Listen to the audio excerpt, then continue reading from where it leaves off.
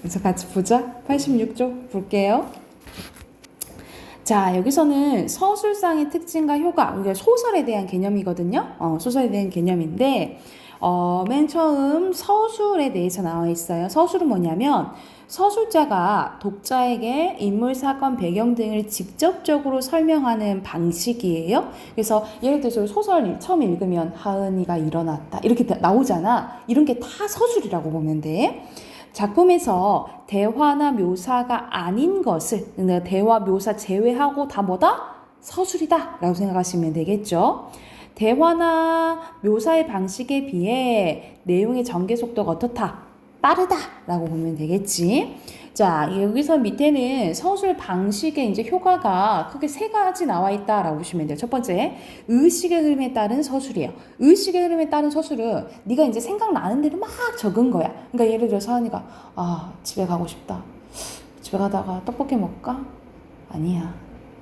저 뭐지? 이런 식으로 의식의 흐름에 따라 쭉 쓰는 거라 생각하면 돼. 그래서 인물의 심리는 무의식인 것까지 인과 관계없이 그대로 드러낸다라고 보시면 되고, 내적 독백이 작품 전체 혹은 일부에 걸쳐서 지속적으로 드러난다라고 보시면 돼요. 그래서 인물의 의식을 여과 없이, 여과는 우리 거르는 거잖아, 그치? 거르는 거 없이 알 수 있다라고 보시면 되고, 자, 독백은 말 그대로 혼잣말 하는 거지, 그치? 인물의 심리를 그대로 드러내는 서술 방식으로 서술자의 목소리 중간중간에 인물이 이야기하는 것처럼 나타납니다. 그래서 같은 말로 내적 독백이라고도 하며 인용보호는 사용하거나 생략할 수 있어요. 인용보호는 우리가 말할 때는 큰 따옴표 쓰잖아, 그치? 속마음은 작은 따옴표 쓰잖아요. 이런 큰 따옴표나 작은 따옴표를 사용 안 할 수도 있다라고 보시면 돼요. 그리고 독자는 인물이 직접 이야기하는 것 같은 느낌을 든다라고 보시면 되고, 그리고 세 번째로는 서술자의 개입입니다. 서술자가 작품 밖에 있는 서술자가 자신의 시각을 드러내거나 작가 의식을 표출하는 걸 얘기를 해요. 그러면 작품 밖에 있으면 몇 인칭 해야겠어? 3인칭 해야겠죠, 그쵸? 그러니까 1인칭 서술자가 아니라 3인칭 서술자가 작품을 보면서 끼어드는 거예요. 그래서 서술자의 목소리가 두드러져서 독자가 서술자의 생각을 알 수가 있고요.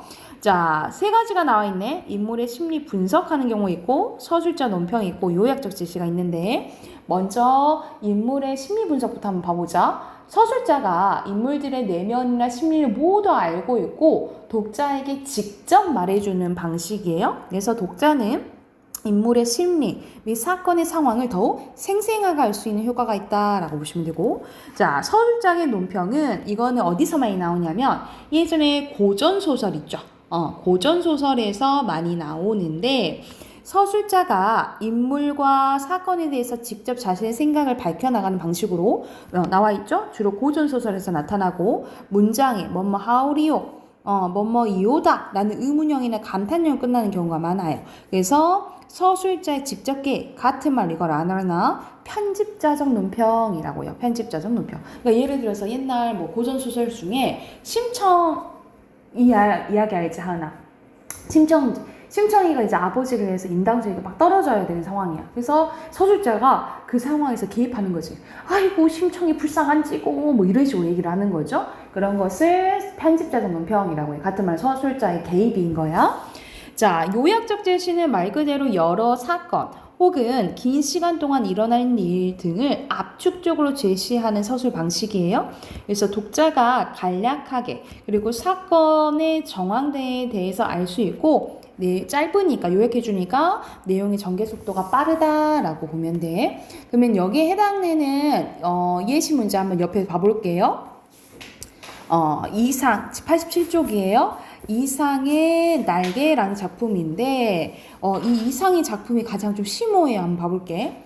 우리들은 서로 오해하고 있느니라. 설마 아내가 아스피린 대신에 아달린 정약을 나에게 먹여왔을까? 나는 그것을 믿을 수 없다. 내 아내가 대체 그럴 까닭이 없을 것이니 그러면 나는 날밤을 새면서 도적질, 계집질을 내가 했나? 정말이지 나는 아니다. 우리 부부는 숙명적으로 발이 맞지 않는 절은 발인 것이다. 그러니까 우리 부부는 사이가 좋아? 맞지? 않는 거야. 그래서 관계가 좋진 않는 거죠. 내가 안 해나 그제 거동에 로직을 붙일 필요는 없다. 변해할 필요도 없다. 사실은 사실대로 오해는 오해대로 그저 끝없이 발을 절뚝거리며 세상에 걸어가면 되는 것이다. 그렇지 않을까? 하면서 여기서는 자기가 하고 싶은 생각나는 대로 쭉 얘기하잖아. 그치? 그럼 이건 무슨 기법인 거야? 하나? 생각나는 대로 쭉 아까 얘기한 거. 이거 무슨 기법이지? 1, 2, 3번, 1, 2, 3, 4, 5번 중에 뭘까? 생각나는 대로 막 얘기한다 했잖아. 의식의 흐름 기법이라 했잖아. 그치? 그러면 4번이 되겠죠. 그쵸? 자, 두 번째 거 봐볼게. 김유정의 만무방이라는 작품이 나와 있네요.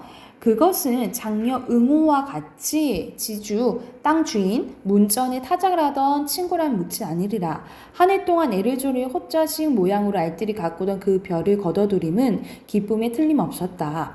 꼭두 새벽부터 에엣 하고 괴로움 모른다. 그러나 캄캄하도록 털고 나서 지주에게 도치를 제하고 장미살을 제하고 색초를 제하고 보니 남은 것은 등줄기 흐르는 식은땀을 있을 뿐. 그러니까 여기서 뭔 말이냐면 지주는 땅 주인이에요. 땅 주인한테 땅을 빌려가지고 농사를 지으면 이것저것 떼고 나면 남은 것이 있다 없다. 없다라는 내용인 거야. 그러면 여기서는 서술자가 등장인물 응호가 작년에 겪은 일을 어떻게 해서 제시하는 걸까? 그거를 다른 말로. 앞에서 뭐라 했지? 짧게.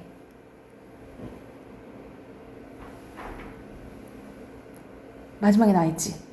짧게 하는 거. 요약. 그렇지. 요약해서 제시하고 있다라고 보시면 돼요. 어떤 건지 알겠죠? 그쵸? 그리고 이광수의 무정 봐볼게요. 이제는 영체 얘기 좀 하자. 영체 말을 좀 하자. 영체는 과연 대동강의 푸른 물결을 헤치고 용궁의 객이 되었는가? 독자 여러분들은 아마 영체의 죽은 것을 슬퍼하며 눈물을 흘리신 이도 있을 것이요. 고래에도 무슨 이야기를 늦도록 일점 혈육이 없던 사람이 아들 아니 낳은 자 없고 아들 낳으면 귀남자 아니 되는 법 없고 물에 빠지면 살아나지 않은 법이 없는 모양으로 영체도 아마 대동강에 빠지려 할 때 어떤 귀인이 건짐이 되어 어느 암자 승려가 되어 있다가 장차 형식과 서로 만나서 즐겁게 백년가액을 맺어 수비교다 남자 하려니 수비교다 남자는 무슨 뜻이냐면 오래오래 부자로 귀하게 살아가며 자손이 이제 번성한 걸 얘기를 하는 거예요.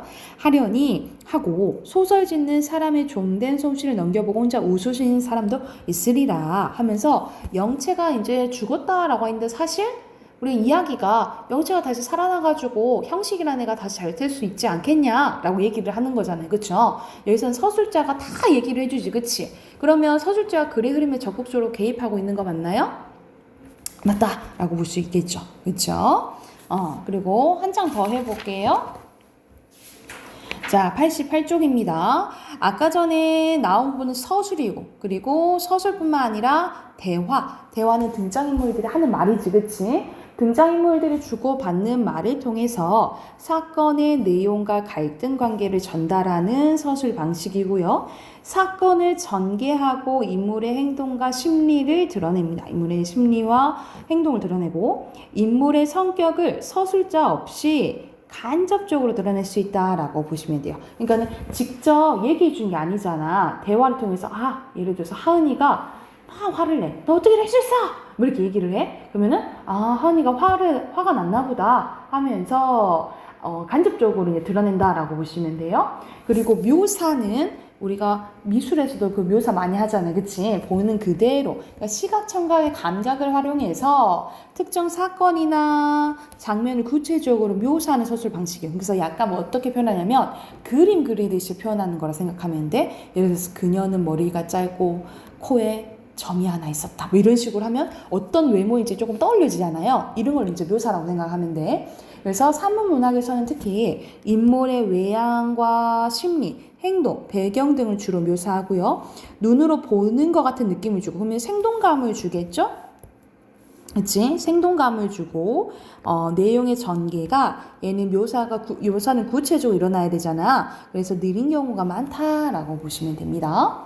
그리고 밑에 보면은 어조에 대해서 나오네. 어조는 작가 하는 말투라고 생각을 하면 돼. 말투인데 해악이랑 풍자의 공통점은 웃음 유발하는 거예요. 웃음이 둘 다 나오는 거야. 그래서 우스꽝스케 웃음을 유발하면 해악. 근데 웃음 플러스 비꼬고 조롱. 그러니까 말 그대로 비판하는 거 있잖아요. 웃음 플러스 비판까지가 풍자라고 보시면 돼요. 풍자고. 반어적 어조는 실제 의도한 의무와 반대로 이야기하는 거라고 보시면 됩니다. 그러니까 가장 많이 하는 게 뭐야? 만약 하은이가 실수를 했어. 근데 선생님이 잘한다, 잘해 이런 것들 있죠. 진짜 잘한다는 거야? 아니잖아, 그치? 반대로 꼽주는 거지.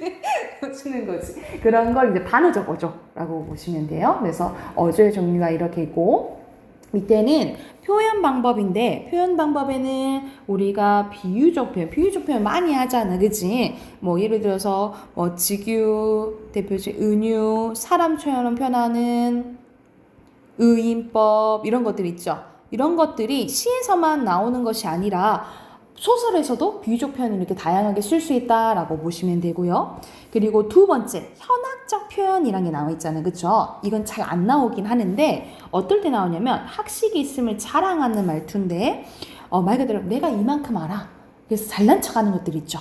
그런 것들을 현학적이라고요. 그래서 이거는 만약 시에서 나오면 시에서는 고려시대 때 경기체가라는 작품이 있거든요. 갈래가 있거든요.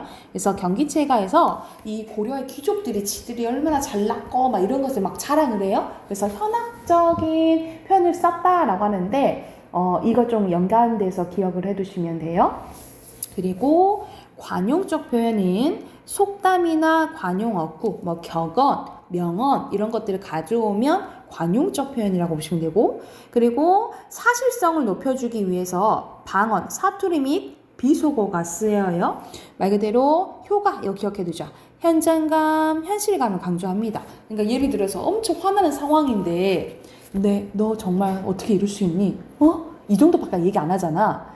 너 이 자식! 뭐 이런 식으로 욕이 나와야지 약간 현실감 있잖아요. 그쵸? 이런 식으로 방언이랑 욕, 비속어를 쓰게 되면 현장감, 현실감, 사실감을 높여주는 효과가 있다라고 보시면 되고, 자, 옛 이야기를 가져오는 것을 고사라고 해요. 옛 이야기. 옛날에 있었던 일에서 유래하여 관용적인 뜻으로 굳어 쓰이는 글귀를 고사라고 하는데, 고사를 사용하면 말하고자 하는 바를 더욱 효과적으로 표현할 수 있는 효과가 있다라고 보시면 됩니다. 그리고 현재 시의 사용인데, 현재형 어미는 뭐뭐한다, 니은다나 는다로 이제 끝나는 거지. 그러니까 우리 보통 소설은 뭐뭐하니가 일어났다, 과거용으로 이제 진행이 되잖아, 그치? 근데 이런 식으로 현재형 어미를 활용하면 말 그대로 생동감 있는 분위기를 만들어준다라고 보시면 돼요. 그럼 이것도 해당되는 거 예시 옆에 한번 봐볼게. 89쪽 봐보자. 89쪽 보면은 윤흥길의 완장입니다. 이 완장은 우리가 뭐 어떤 반장하면 이렇게 차는 거 있잖아. 그걸 이제 완장이라고 하는데, 에이, 저 상황 봐보자. 에이, 저 엄니를 동네에서 사람 돼지 좁게 받고 살라는 그런 아들이 그렇게도 의형 못마땅해요. 돌아가신 양반 생각이 나서 안 그러냐? 니네 아빠 생각 나서 안 그러냐? 이렇게 하는 거지. 아버지 말이 나온 바람에 종술은 말문이 막혔다. 어머니 심정은 대강은 이해할 것 같았다. 하지만 완장 이름을 사적을 못 쓴 거다. 다 지 핏줄이 탄갑다. 그 완장이 오고 이 완장과 의미의 승집이 다른 말이요. 하면서 어머니와 이제 아들 약간 갈등이 나오는 거죠. 그쵸? 그래서 여기서는 주로 대화를 통해서 전개되는 거 맞지, 그치? 자, 두 번째 거 봐보자. 이효석의 메밀꽃 필 무렵이에요. 길은 지금 길 산허리에 걸려 있다. 밤중이 지난 무렵인지 죽은 듯이 고요한 속에 짐승 같은 달의 숨소리가, 짐승 같은 달, 직유법도 쓰였고, 달의 숨소리, 달의 숨소리가 있을까? 없잖아. 사람처럼 표현한 의인법도 되겠죠. 그쵸? 그리고 숨소리는 약간 들리는 거잖아. 그치? 그래서 달을 숨소리가 난다 했잖아. 시각의 청각화도 될 수 있다라고 보시면 여러 가지 표현이 쓰였네. 손에 잡히듯이 들리며 콩포기와 옥수수 잎새에 한층 달에 푸르게 젖었다. 산허리는 온통 메밀밭이어서 피죽이 시약한 꽃이 소금을 뿌린 듯이 흐뭇한 달빛에 숨이 막힐 지경이다. 붉은 대궁은 향기같이 애잔하고 나귀들의 걸음도 시원하대요. 그래서 지금 길에 있는 모습을 뭐한 거야? 묘사한 거죠. 그쵸? 묘사했고. 마지막 현진건의 술권하는 사입니다. 자시고 싶어서 자수신 건 아니지요. 누가 당신에게 약주를 권하는지 내가 알아낼까요? 첫째는 화증이 권하고 둘째는 하이칼라가 권하지요. 물큰물큰한 술 냄새가 방 안에 흩어진다. 아내에게선 그 말이 너무 어려웠다. 고만 묵묵히 입을 다물었다. 눈에 보이지 않는 무슨 벽이 자기와 남편 사이에 깔린 듯하다. 남편의 말이 길어질 때마다 아내는 이런 쓰디쓴 경험을 맛보았다. 이런 일이 한두 번이 아니었다. 이윽고 남편은 기가 막히게 웃는다. 또 못 알아듣는군. 묻는 내가 그러지. 마누라야, 그런 말을 알 수 있겠소. 내가 설명해 드리지. 자세히 들어요. 내게 술을 권하는 것은 화증도 아니고 하이칼라도 아니요. 이 사회란 것이 내게 술을 권한다오. 이 조선 사회란 게 내게 술을 권한다오. 알았소? 팔자가 좋아서 조선에 태어났지. 딴 나라에 났으면 술이나 얻어먹을 수 있나? 내가 이렇게 팔자가 좋아가지고 조선에 태어나서 이렇게 술을 먹네? 라고 얘기를 하는 거야. 사실상 이거는 좋다라는 거야? 아니잖아, 그치? 그러면 반어적 표현 맞나요? 그쵸? 좋아서 태어난 게 아닌 거잖아, 그치? 반대로 표현했으니까 반어적 맞다 라고 보시면 되겠죠? 이해가 됐을까요? 하면은 우리 선생님이 아까 프린트 해준 거 있죠? 그거 문법 봐볼게. 문법 한번 봐볼게요. 그래서 하은이 문법책이랑 어휘책 주말에 준비해야 돼요. 자, 50쪽 봐볼게요. 문법 50쪽. 오늘 다행히 새로운 진도 나가서 처음부터 딱 하면 좋을 것 같아. 자, 품사입니다. 우리가 품사는 우리가 언제 배우냐면 중학교 1학년 때 배우거든요. 중학교 1학년 때 배우는데 이게 문법의 거의 기초고 이것이 이제 기반이 돼야지 원래 이제 다른 것도 해야 되는 거야. 원래 이걸 해놔야지 내가 이제 걱정되는 게 한이가 이제 기말고사 때 범위가 문장 성분 나오거든요. 문법이 나와요. 근데 이걸 기반으로 해놓고 해야지 또 그것도 이제 이해를 해야 되는 상황이기 때문에 이걸 언제 쭉 해놓을게요. 선생님이 이거를 이제 전체적으로 설명하고 또 구체적으로 할게. 자, 품사는 뭐냐면 우리가 사용하는 게 다 단어잖아, 그치? 하은도 단어고, 수정, 펜, 테이프도 단어고, 종이도 단어죠, 그쵸?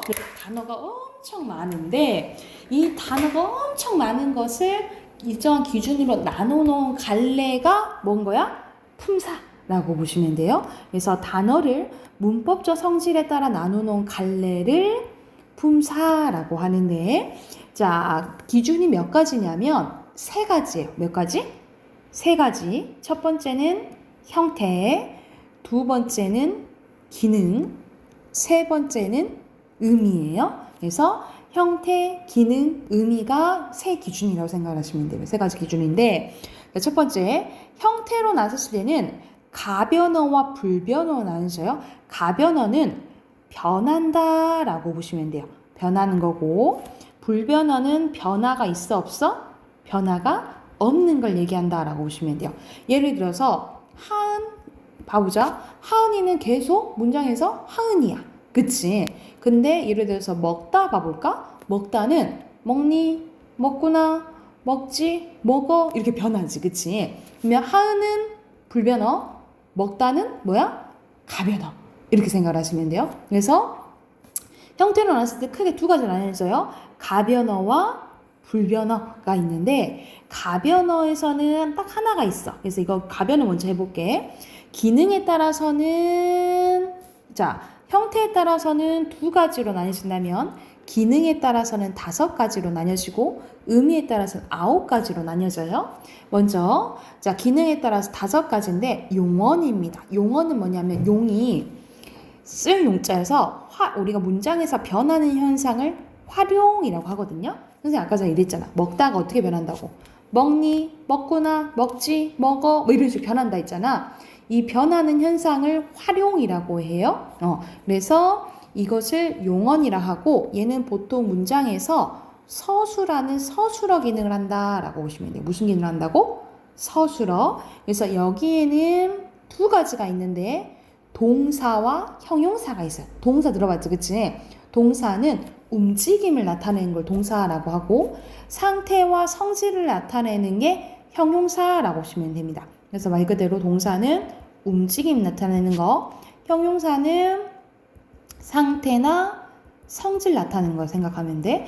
예를 들어서 내가 먹다는 움직이니까 동사죠, 그치? 근데 춥다는 상태니까, 그치? 형용사라고 보시면 되겠죠. 그래서 동사와 형용사는 뭘로 구별을 하면 되냐면, 제가 구별하는 걸 알려주면 가장 적당한 게 니은다나 는다를 넣어봐요. 그래서 말이 되면 동사, 말이 되지 않으면 형용사라고 생각하면 돼. 예를 들어서 아름답다는 뭘까? 하은아, 아름답다는 동사일까 형용사일까? 형용사. 아름답는다 이상하잖아, 그치? 그러면 없다는 없는다 되나? 없는다. 형용사. 좀 부자연스러우면 형용사고 말이 되면 동사라고 생각을 하시면 돼요. 구별할 수 있겠죠, 그치? 그리고 불변화, 문장에서 변하지 않는 게 있는데 총 4가지가 있어요. 체언, 수식언, 관계언, 독립언 이렇게 있는데 체가 몸체자야. 우리 몸 엄청 중요하지. 그래서 여기서는 문장에서 중요한 역할을 하는 걸 체언이라고 하는데 얘는 주어, 목적어, 보어 역할을 해요. 그래서 대표적으로 3가지가 있어. 명사, 대명사, 수사가 있어요. 명사, 대명사, 수사는 들어봤지, 그치? 명사는 사물의 이름. 아까 선생님 이거 리모컨, 펜, 하은 이런 것들 있죠. 사물의 이름을 나타내는 것을 명사라고 하고요. 이 명사를 대신하는 게 대명사예요. 예를 들어서 하은을 그녀라고 얘기하던가, 그치? 우리, 너희 이런 것들을 대명사라고 하고 수와 관련된 거, 수량이나 순서와 관련된 걸 수사라고 보시면 됩니다. 숫자와 관련된 걸 수사라고 보면 돼. 그래서 체언에는 뭐가 있다? 명사, 대명사, 수사가 있다라고 보시면 돼요. 그리고 수식언, 수식한다라는 것은 꾸며주는 말이라고 보시면 돼요. 무슨 말? 꾸며주는 말. 그래서 꾸며주는 말은 또 2가지가 있어요. 관형사와 부사가 있는데 관형사는 뭐 꾸며주냐면 체언 꾸며줘요. 아까 체언은 명사, 대명사, 수사라 했지, 그치? 이걸 꾸미면 관형사라고 해. 예를 들어서 모든 사람이 있다 했을 때 모든이 뭐 꾸며줘요? 사람 꾸며주지, 그치? 사람은 뭐야? 품사가 하나?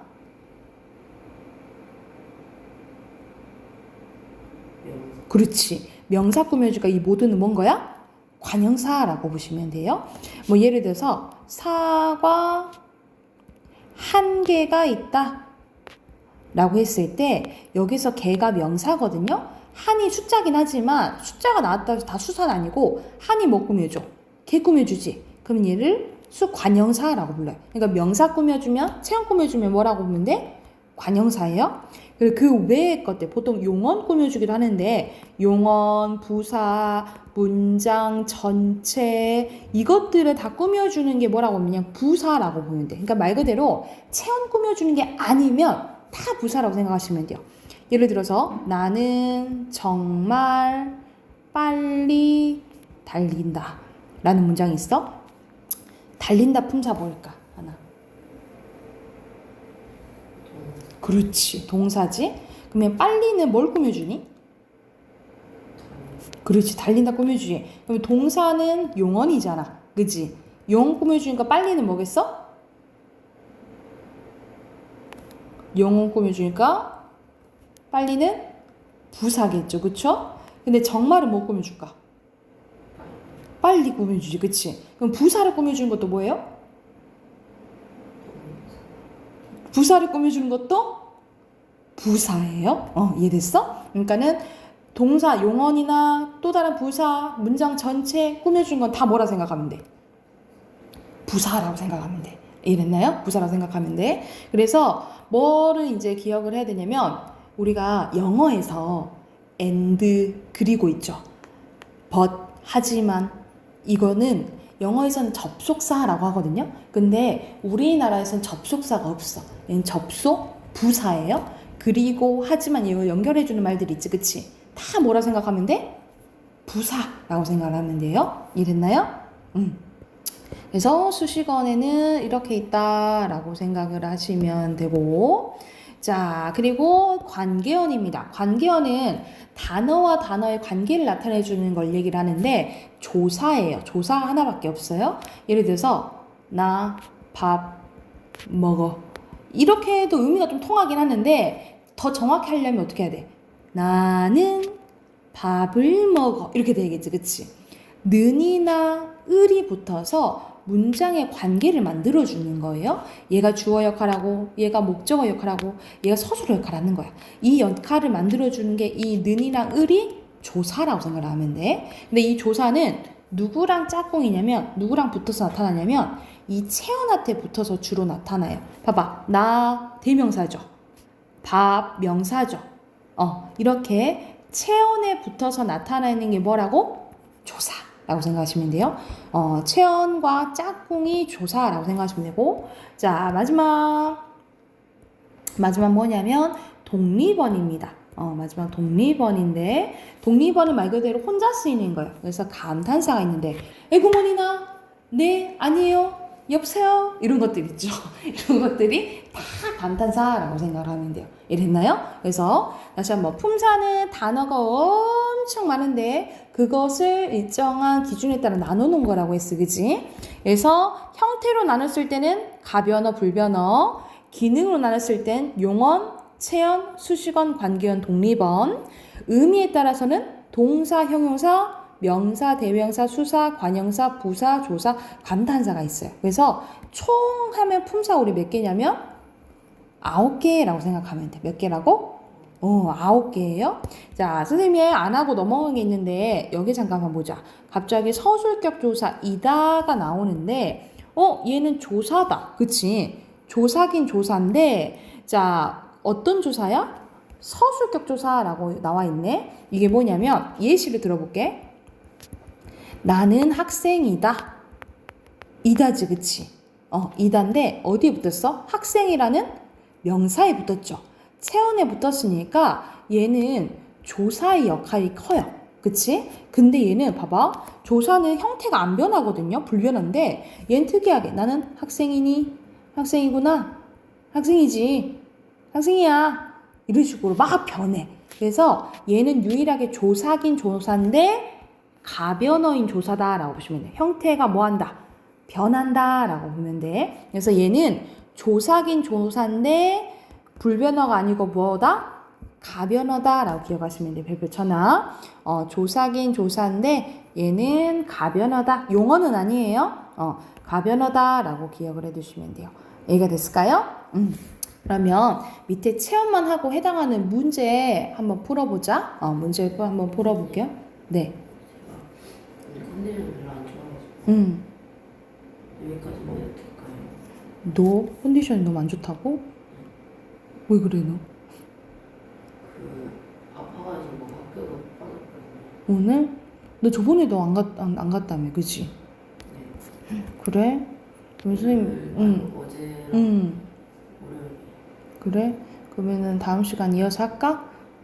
그러면 선생님이 다시 설명하고 해줄 테니까, 그러면 현이 주말에 교재 사가지고 단어만 외워오세요. 우리 월요일날 단어 시험 보니까 알겠지? 15, 16 외워오시면 돼요. 알겠어. 여기까지 하자.